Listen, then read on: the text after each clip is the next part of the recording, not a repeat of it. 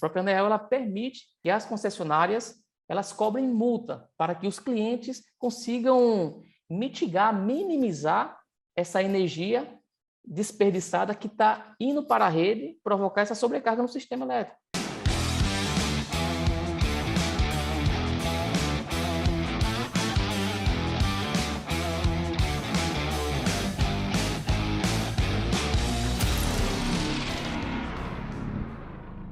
Seja muito bem-vindo a mais um episódio do podcast Elétrica é o Poder. Um podcast que vai ajudar você, profissional da engenharia elétrica, a ser reconhecido no mercado e a viver bem da sua profissão. Eu sou o Kelvin. E eu sou o Anderson e hoje o tema promete, hein? Qual é o tema de hoje, Kelvin? O tema hoje é correção de fator de potência na presença de sistemas fotovoltaicos. É um tema aí relevante para quem é consultor e também para quem quer trabalhar como instalador, integrador fotovoltaico. Então, maravilha. Então, já fica de olho aí, olha, você que é do mercado fotovoltaico, que esse podcast promete. Exatamente. Só lembrando você que está nos assistindo pelo YouTube, já deixa o seu like aqui no vídeo e se inscreve no canal. Ativa o sininho para assim que subir novos episódios você ser avisado. E também acompanhe o nosso podcast nas principais plataformas de streaming, Google Podcast, Apple Podcast e Spotify. Então, Anderson, iniciando aqui o nosso podcast, pergunta básica para a gente começar a introduzir aqui o assunto: por que realizar consultoria para correção do fator de potência?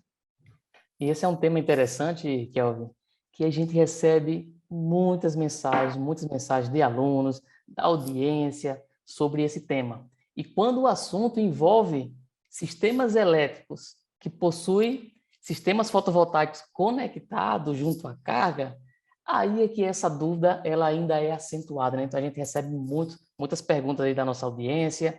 É verdade. Esse vai ser um tema bem bacana, viu? Bem bacana. Mas e aí? Por que realizar a consultoria de fator de potência? Primeiro é importante a gente entender alguns conceitos em relação à questão do fator de potência, em relação à energia reativa. Então é o seguinte, alguns conceitos iniciais importantes sobre a energia reativa é que equipamentos, cargas com características indutivas, por exemplo, motores, transformadores, entre outros equipamentos que trabalham com esse princípio de funcionamento, né, do campo eletromagnético. Então, o motor, por exemplo, o motor ele possui ali o seu estator, ele possui ali o seu rotor. Então, para ele realizar o trabalho mecânico de rotação, né, do eixo do rotor, então é necessário que o estator ele seja magnetizado para criar um campo para que ele possa, de forma resumida assim, né, resumidamente falando, para que ele possa realizar o trabalho ali rotacional no eixo daquele motor, em seu rotor. Então, o que acontece? Esse campo eletromagnético gerado ali no estator desse equipamento, por exemplo, pelo princípio da lei de Lenz, tá certo? Então, todo o campo eletromagnético, quando um condutor, por exemplo, ele sofre essa variação do fluxo magnético, gera uma corrente induzida no sentido oposto da sua origem, ou seja, no sentido oposto da fonte.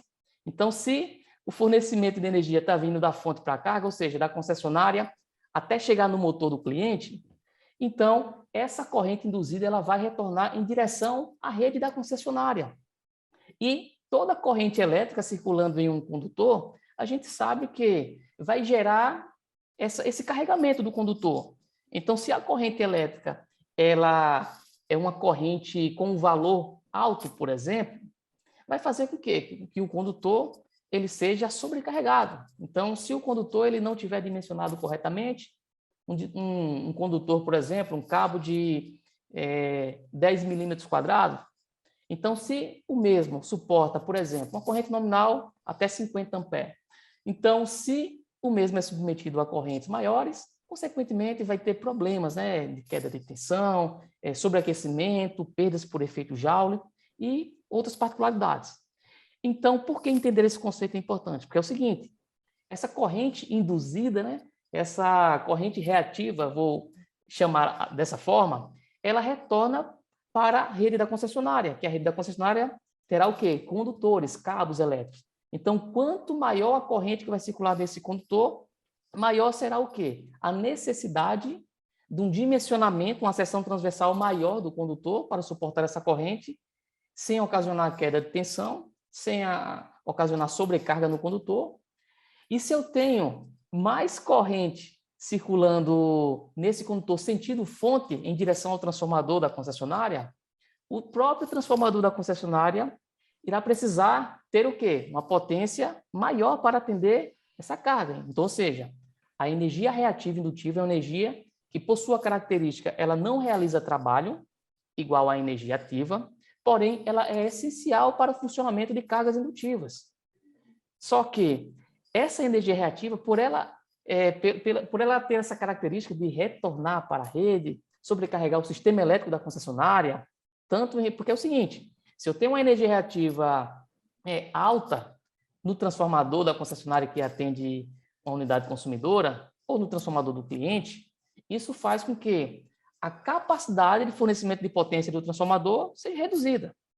Então, se eu tenho um transformador de 150 kVA, então, desses 150 kVA, se 60% ou 50% é referente à potência reativa, à energia reativa, é como se o meu transformador ele tivesse apenas com 50% da sua capacidade realizando, de fato, o trabalho. Então, a energia reativa, por ela ocasionar esse problema, a concessionária ela é acobertada, digamos assim, né, regulamentada pela própria ANEEL, ou seja, a própria ANEEL ela permite que as concessionárias elas cobrem multa para que os clientes consigam mitigar, minimizar essa energia desperdiçada que está indo para a rede provocar essa sobrecarga no sistema elétrico. E eu falei em relação à sobrecarga do transformador, só que a energia reativa ela retorna até a sua fonte de origem, até as hidrelétricas. Então, ou seja, ela passa pela baixa tensão do transformador, ela vai refletir na média tensão. Então, consumidores, por exemplo, que possuem subestação própria, essa energia reativa que vem desde as cargas dos equipamentos, ela vai ultrapassar pela baixa tensão do transformador, vai chegar na média tensão, vai sobrecarregar a rede de média tensão da concessionária, e isso é tudo que a concessionária não quer. Então, por isso que a própria ANEEL, na antiga Resolução 414, que foi revogada e substituída aí pela Resolução 1000, a tão famosa resolução aí, né, Kelvin? A resolução mais aguardada aí do ano de 2022. Mas, enfim, a própria Resolução 1000, ela estabelece que, nesse momento que estamos gravando o podcast, que apenas os consumidores do Grupo A são passíveis de pagar multa por energia reativa excedente, que ocasiona, no caso, o baixo fator de potência. Então, olha só, se o consumidor ele não possui uma subestação própria, ele não é um consumidor do Grupo A, ele pertence ao Grupo B.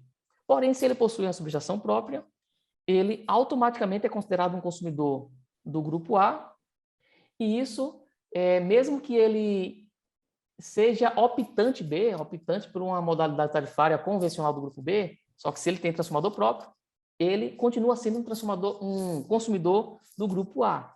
E todos os consumidores do Grupo A, pela Resolução 1000, é passível de pagar multa por energia reativa excedente. E aí a própria resolução, ela traz fatores para que o cliente ele possa justamente, se transgredir aquele fator de referência, ele vai estar pagando multas. Por que ele paga essa multa? Porque essa multa ela reflete diretamente a quantidade de desperdício de energia reativa que está retornando para a rede. Então, a concessionária cobra multa, meio que para forçar o cliente a corrigir, a minimizar esse desperdício para não prejudicar a rede da concessionária. E sobre esse fator que a resolução 1000 trata, que fator é esse, Kelvin, de referência que determina se o cliente vai pagar ou se não vai pagar a multa, né, por energia reativa excedente? Então, Anderson, vindo lá da resolução 414, a resolução 1000 manteve fator de potência mínimo em 0,92, tanto capacitivo quanto indutivo, a depender do posto horário. A gente sabe que a concessionária tem de 11h30 até 6h30 esse definido, 6 horas consecutivas para o posto horário capacitivo, ela quem decide qual vai ser esse tempo. Então, a gente tem que tomar atenção em relação a isso também. E um ponto importante em relação ao fator de potência ser 0,92, o Anderson explicou aí, o fator de potência, conforme ele reduz, a gente perde capacidade da rede de conduzir potência ativa, né, para alimentar as cargas e, de fato, gerar trabalho. Então, nosso fator de potência é 0,92. O que acontece? Se em algum momento a ANEEL estabelecer um fator de potência maior, a gente vai ter que corrigir, obviamente, mas isso dá a entender que o nosso sistema possui uma margem para aumentar a capacidade dele de fornecer potência. Entretanto, o consultor deve estar atento nesse ponto para que, caso a resolução seja alterada para aumentar o fator de potência, ele também trabalhar em cima das soluções, prospectando clientes sempre ativamente para conseguir agregar valor e crescer também junto com a consultoria para a correção de fator de potência. Em outros países, existem normativos que falam que o fator de potência mínima é de 0,94, 0,96. O nosso 0,92, a gente pode ainda tirar mais essa sobrecarga, vamos dizer assim, do sistema, reduzindo, né, essa margem do fator de potência para desafogar mais o sistema. No final das contas, o que eu estou querendo dizer é que, se nós projetamos uma rede para trabalhar com o fator de potência 0,92 e o fator de potência for para 0,96, a gente tem essa margem de folga aí para poder alimentar o sistema como um todo. E o interessante, quando se fala de correção do fator de potência, muitos fazem essa conexão apenas à cobrança dessa multa, né? Por energia reativa excedente. Isso. Só que a energia reativa em uma instalação elétrica, ela não é prejudicial apenas no ponto de vista de cobranças de multas por parte da concessionária. Essa é apenas uma das implicações que o baixo fator de potência e que uma energia reativa excedente ocasiona no bolso do cliente. Só que a energia reativa, como a gente falou no início, quando a gente estava falando dos conceitos, por ela ter essa característica dessa corrente induzida retornando em direção à sua origem, em direção à fonte, então essa energia reativa, por ela não realizar trabalho útil, ela vai estar sobrecarregando o sistema elétrico do cliente. Então, quando você fala países da Europa, países mais desenvolvidos, têm fatores de potência mais rigorosos, né? Por quê? Porque quanto mais próximo de 1 o fator de potência, 1 seria o cenário ideal. Por exemplo, uma carga puramente resistiva. Exato. Que uma carga resistiva é uma carga que ela realiza 100% do trabalho. Então, o fator de potência de cargas resistivas é 1, o fator de potência unitário. Então, o melhor dos mundos seria que o fator de potência ele chegasse o mais próximo possível de 1. Que, dependendo do cenário, cargas indutivas, elas, quando vamos dimensionar os equipamentos necessários para corrigir esse fator de potência, geralmente não parametrizamos, né, colocamos um set point para 1, porque muitas das vezes isso pode gerar algumas outras implicações que vai ser tema de outro podcast relacionado à parte de qualidade da energia. Mas, teoricamente, quanto mais próximo de 1, menor o desperdício dessa energia reativa. Tá bom? Então, como a gente falou no início, então, por essa característica, além do prejuízo financeiro por cobrança de multas por parte da concessionária, o baixo fator de potência ocasiona esse problema em relação à questão das próprias instalações. Então, se eu tenho mais potência sendo, enfim, submetida em um condutor elétrico, né? No caso, uma corrente circulando no condutor, isso vai fazer com que eu diminua a capacidade da potência do meu sistema elétrico, ou seja, isso pode ocasionar queda de tensão se os condutores não foram dimensionados corretamente para suportar essa energia reativa, porque a potência de fato solicitada que vai estar justamente circulando ali em um condutor, né? A corrente que vai estar circulando no condutor é a corrente aparente.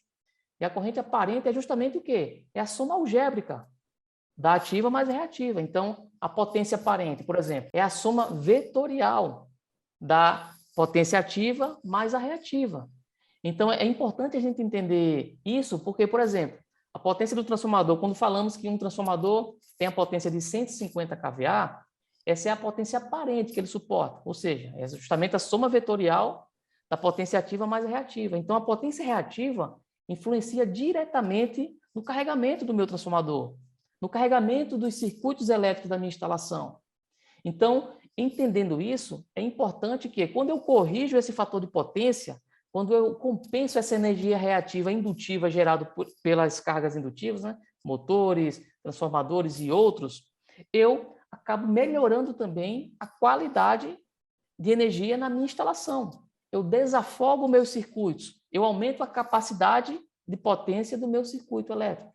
Então, a correção do fator de potência, e quando falamos sobre a questão de energia reativa, a mitigação e a compensação, a correção desse fenômeno faz com que também o cliente ele tenha essa melhoria nas suas instalações elétricas, no seu sistema elétrico. Exato. A gente só paga a multa daquilo que a gente está querendo melhorar, né? Se a gente está no trânsito é da mesma forma, quer reduzir a velocidade ali, então coloca um radar, por exemplo, justamente porque provavelmente aquele trecho ali tem muito acidente. Na elétrica não é diferente. A gente paga a multa por energia reativa e acidente, porque está sobrecarregando o sistema, e isso é ruim para todo mundo, concessionárias, geradoras, distribuidoras, enfim. Então, é uma forma de tentar mitigar esse problema, por isso que há essa base normativa dessa multa, desse encargo, né? Então, Anderson, o que o engenheiro eletricista consultor deve observar no dimensionamento, na realização de consultorias para correção de fator de potência em unidades consumidoras que possuem sistemas fotovoltaicos? E é muito interessante essa pergunta que você faz, porque o mercado fotovoltaico é um mercado que está em ascensão, está crescendo de forma exponencial. E é só a ponta do iceberg, vai crescer ainda mais. Então, os profissionais que ainda não estão presentes olhando para esse mercado, estão deixando dinheiro na mesa.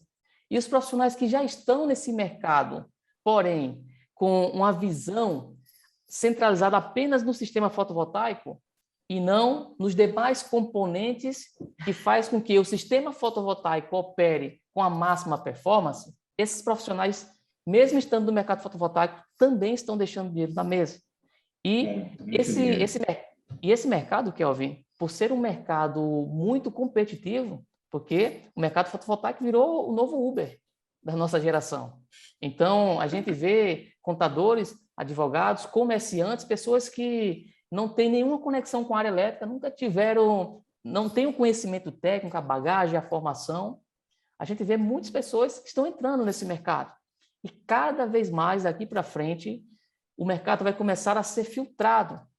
Então, a gente já tem visto várias catástrofes acontecendo aí em sistemas. Já peguei sistemas fotovoltaicos que o aterramento do DPS ele era via Wi-Fi. Sabe como é que ele funciona? Não, como assim?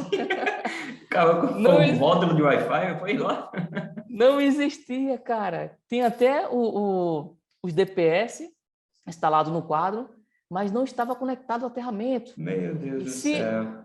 Se a empresa, o profissional que fez a instalação, tivesse a mínima noção técnica dos conhecimentos elétricos, da importância de ter um DPS e qual o problema, as implicações de não aterrar, e não apenas instalar o condutor de aterramento, mas, de fato, instalar o condutor em uma malha de aterramento projetada de forma eficiente.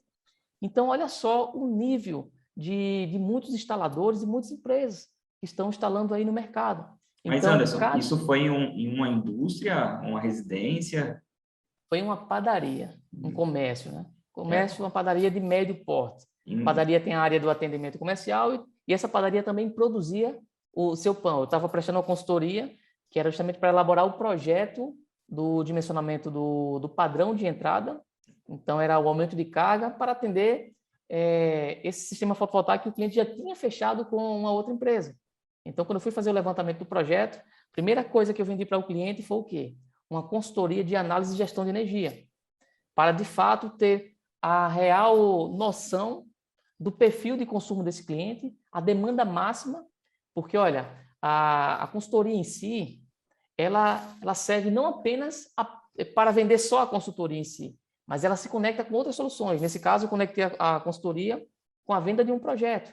Por quê? para elaborar um projeto de aumento de carga, no meu caso, seria essencial não apenas eu levantar as cargas manualmente, mas, de fato, eu saber qual a potência exata, qual a demanda máxima, tanto a potência ativa máxima, a potência reativa e a potência aparente máxima, para saber qual condutor eu estaria utilizando ali naquele dimensionamento, naquele padrão de entrada. Entendi. E, pasmem, o cliente já tinha contratado outra empresa já tinha instalado o sistema, e quando eu estava fazendo o levantamento lá em campo, eu me deparei com essa situação. Então, apontei também no relatório para o cliente cobrar da empresa uma providência em relação a isso. Então, para você ver o nível. Então, voltando ao mercado fotovoltaico, cada vez mais esse mercado vai começar a ser filtrado. Os profissionais que estão brigando nessa guerra sangrenta de preço com os concorrentes desleal, que entregam a instalação de forma desqualificada, digamos assim, que não atende às exigências mínimas aceitáveis do ponto de vista de segurança em instalações elétricas, essas empresas cada vez mais vai começar a cavar sua própria cova. E quem vai permanecer nesse mercado de forma diferenciada, longe dessa concorrência desleal que vem prostituindo o mercado, vão ser os profissionais que entregam a solução do sistema fotovoltaico de forma diferenciada. E um dos elementos de diferenciação para quem atua no mercado fotovoltaico é ter os conhecimentos relacionados à parte de gestão de energia, à parte de gestão de modalidades tarifárias, em relação à questão de qualidade e eficiência energética, qualidade de energia, e a parte de correção, estudo e correção do fator de potência, dimensionamento, né, de banco de capacitores para correção do fator de potência, é uma atividade, uma solução que está conectada diretamente com qualidade de energia, com análise de qualidade de energia. Então, o profissional ele precisa primeiro estar atento para isso, se ele está no mercado fotovoltaico, para que ele possa, de fato, entender o que acontece quando é instalado um sistema fotovoltaico em uma instalação elétrica, em um empreendimento, ou seja, um sistema fotovoltaico instalado junto à carga. Quando isso acontece, existem alguns efeitos e fenômenos relacionados à parte da energia reativa que ela pode sentir, e ela vai sentir diretamente. E o profissional ele precisa estar atento em relação a esse quesito. Perfeito. Então, exatamente isso, né? Temos que agregar outras consultorias dentro daquele serviço, dentro daquela primeira consultoria que a gente está fazendo para conseguir elevar o grau de consciência, não é isso? E em relação ao banco de capacitores na presença de sistemas fotovoltaicos, a gente tem que ter atenção em relação a se o sistema está instalado na unidade consumidora da qual possui o banco de capacitores. Porque o que acontece? Algumas empresas, algumas indústrias instalam seu sistema fora da unidade consumidora.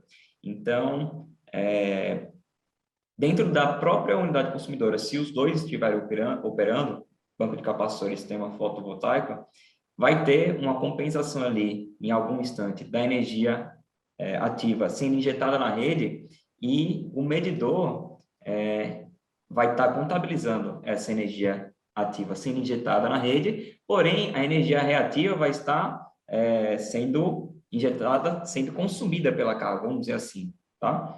Então, como vai ter uma redução da potência ativa sendo demandada da concessionária para a unidade consumidora e a potência reativa ainda continua sendo fornecida da concessionária para a unidade consumidora, isso vai ocasionar a redução do fator de potência naquele determinado consumidor. É por isso que a gente tem que ter essa atenção, né, Anderson? Em relação à instalação, verificar se o sistema vai ser instalado dentro da indústria, dentro do comércio ou em algum outro ponto, porque se for no mesmo local onde o banco de capacitores está presente, vai ocorrer em algum momento essa redução do fator de potência, caso o sistema injete energia ativa na rede.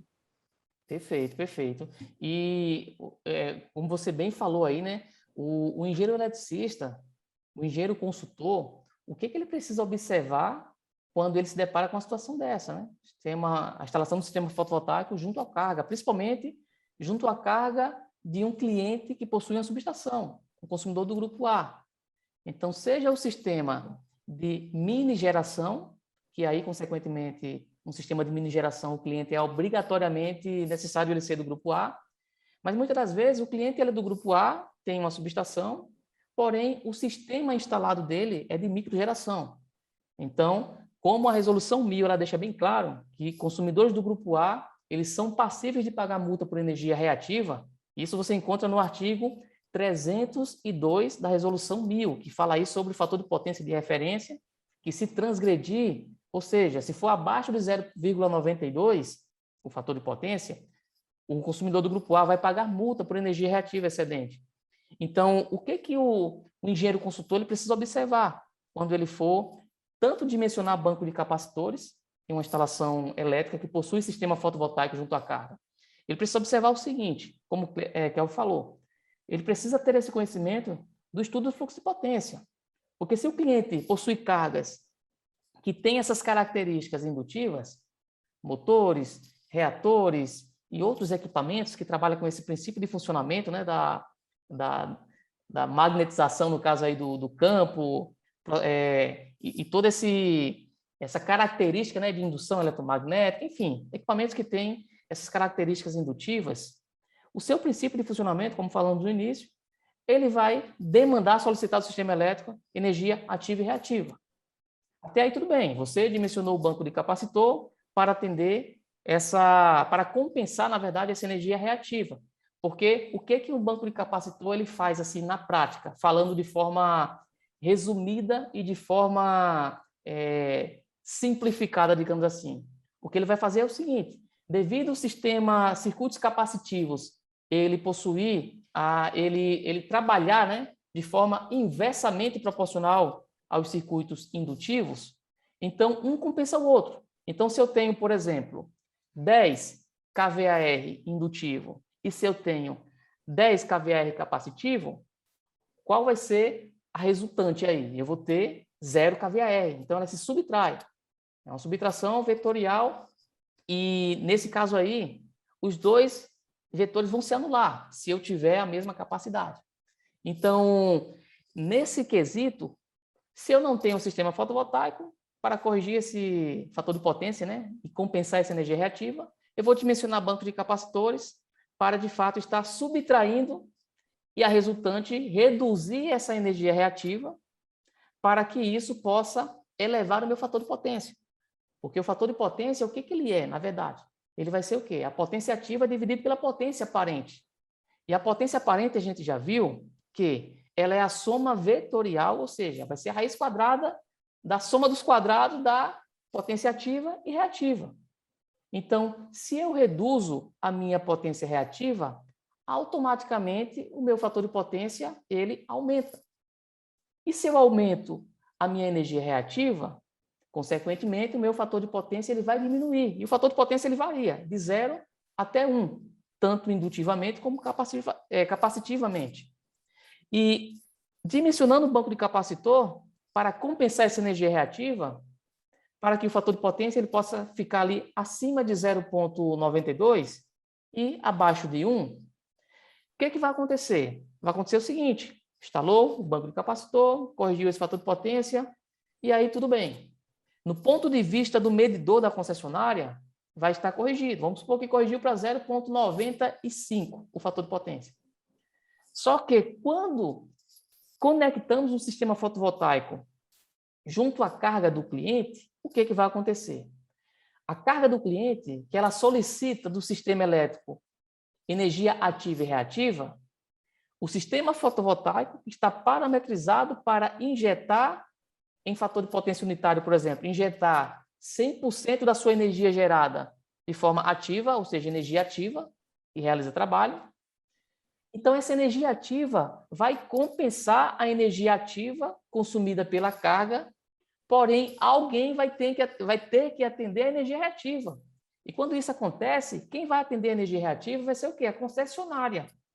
Então, no ponto de vista de onde foi conectado o sistema fotovoltaico, o banco de capacitor que foi instalado ali à frente, ele vai estar corrigindo naquele ponto o fator de potência.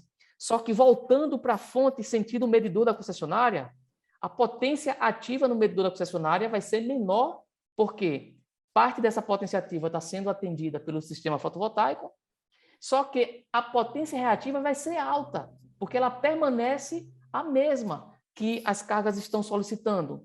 Então, como a gente viu que quanto maior a energia reativa, menor vai ser o fator de potência nessa instalação, então o cliente começa, muitas das vezes, a pagar multa por energia reativa depois que ele está no sistema fotovoltaico.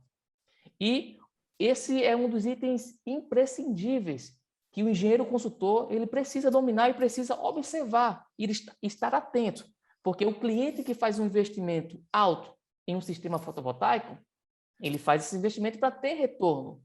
E qualquer cobrança de multa por energia reativa ou perda de performance na geração do sistema fotovoltaico, isso vai prejudicar diretamente o payback do cliente. O retorno sobre o investimento, o ROI, vai impactar diretamente no TIR, vai reduzir os indicadores financeiros que o cliente ele tem como referência ali para retornar aquele investimento que ele fez. E tudo que o cliente não quer é ter prejuízo de forma desnecessária, né? Então, o engenheiro consultor, o eletrotécnico que trabalha nessa parte do mercado fotovoltaico, primeiro, ele precisa se posicionar como consultor. Ele precisa se posicionar não apenas como um eletrotécnico, não apenas como um engenheiro eletricista, mas como um engenheiro eletricista ou eletrotécnico consultor. E o consultor ele precisa dominar essas áreas. E o consultor que trabalha no mercado fotovoltaico é imprescindível saber disso. Porque quando a gente tem justamente essa característica, a gente vai precisar tomar algumas ações para poder corrigir esse fator de potência. Porque o fator de potência já está corrigido ali, naquele ponto onde foi instalado o banco de capacitor, só que quando instalou o sistema fotovoltaico, no ponto de vista da medição concessionária, está prejudicando. E aí, nesse caso, Kelvin, o que fazer? Então, é um dos pontos importantes, né? Que o engenheiro ele precisa estar atento para dimensionar corretamente a questão do banco de capacitor. E sem entrar ainda na esfera da questão da qualidade de energia. Porque quando se tem um banco de capacitor no sistema elétrico, precisa observar também outros fenômenos relacionados a distúrbios de energia, por exemplo, relacionados às harmônicas, que podem impactar diretamente um sistema elétrico que tem distorções harmônicas acentuadas. Quando você dimensiona e instala um banco de capacitor, precisa estar atento a isso também, pois o banco de capacitor, ao invés de trazer melhorias, pode trazer prejuízos enormes para o cliente, quando não é analisado esses parâmetros de qualidade de energia relacionados aos distúrbios das harmônicas, né? Então, são fatores que o engenheiro consultor ele precisa observar e estar atento quando ele vai dimensionar e instalar um sistema fotovoltaico junto à carga, né? É verdade. E a gente falando aqui, parece que é um conteúdo que está começando agora a ser tratado e tal, mas a gente percebe que parte dos nossos alunos já trouxe esses casos para avaliarmos aqui de unidades consumidoras que tinham um banco de capacitores e instalaram sistemas fotovoltaicos e voltaram a pagar multa por energia reativa excedente, ou que já tinham sistemas fotovoltaicos e não foi feito o correto dimensionamento da solução para a implementação do banco de capacitores e ainda continuaram pagando multa mesmo com a instalação do banco de capacitor. Então, para você que está escutando esse podcast, preste bastante atenção, porque esse assunto aqui vai ser corriqueiro daqui para frente durante a realização de suas consultorias. Fiquem atentos para os conceitos implementados aqui, que no próximo podcast, a parte 2 deste assunto, nós vamos tratar sobre a parte técnica dele. Então, escutem com atenção isso que foi dito aqui, porque esses conceitos são importantíssimos. Então, Anderson, além disso tudo que a gente falou aqui, para agregar mais valor na entrega dessa solução, o que o engenheiro consultor eletricista ou o eletrotécnico que instala sistemas fotovoltaicos ou implementa banco de capacitores deve tomar atenção para agregar valor na entrega da solução? Se eu pudesse deixar uma sacada, seria o seguinte: o engenheiro eletricista que quer ser reconhecido no mercado fotovoltaico como um profissional e como uma empresa diferenciada, ele precisa se posicionar como um consultor especialista. para que ele possa não apenas instalar sistema fotovoltaico, vender sistemas fotovoltaicos, mas para que, de fato, ele possa vender e entregar a melhor solução com o melhor custo-benefício para o cliente. Porque é esse profissional que o cliente faz questão de valorizar e de pagar o preço justo, ao invés de querer que ele baixe preço e empate com os preços dos concorrentes desleais. Essa sacada é boa, viu? Quem conseguir pegar o fio da meada e implementar isso aí durante as suas consultorias, durante suas reuniões de entrega de projetos para fechar uma consultoria, vai conseguir crescer bastante aí nesse ano de 2022. O ano está só começando, então está na hora de botar a mente aí para trabalhar, agregar esses conhecimentos para poder vender bastante, faturar muito durante esse ano aí, que eu tenho certeza que vai ser incrível para muita gente.